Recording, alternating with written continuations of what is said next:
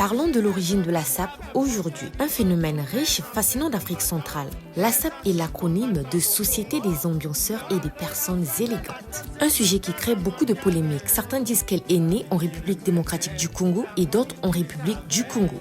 Après plusieurs recherches et avec source à l'appui, je peux vous affirmer que la SAP est née au Congo-Brazzaville. À l'époque coloniale, entre les années 1920 et 1930, sous l'influence des colons français et belges, les premiers Congolais évolués, fonctionnaires, interprètes, ont commencé à s'habiller à l'européenne.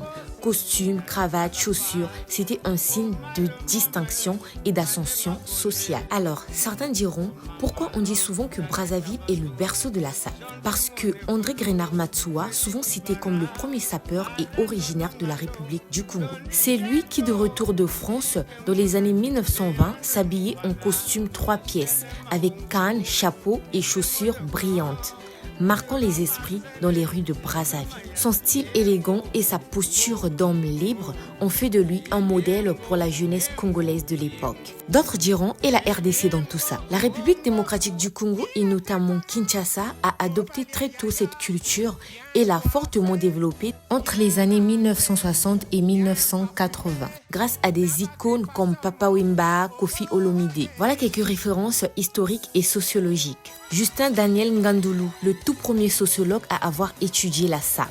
Manuel Charpy, spécialiste de la sapologie. Quelques sources populaires et culturelles. Jeune Afrique note que la SAP est née à Brazzaville dès les années 1920 lors du retour des anciens combattants congolais et que l'habillement est devenu un marqueur de statut et d'identité. Un article de Adia Congo présente l'ouvrage de Joseph Itwa et Ghislain Amédée Moussoungou qui documente la SAP comme patrimoine immatériel du Congo-Brazzaville, résultant du choc colonial et de la volonté identitaire. Pour conclure, on peut dire que la SAP est née à Brazzaville, mais a été popularisée et amplifiée à Kinshasa.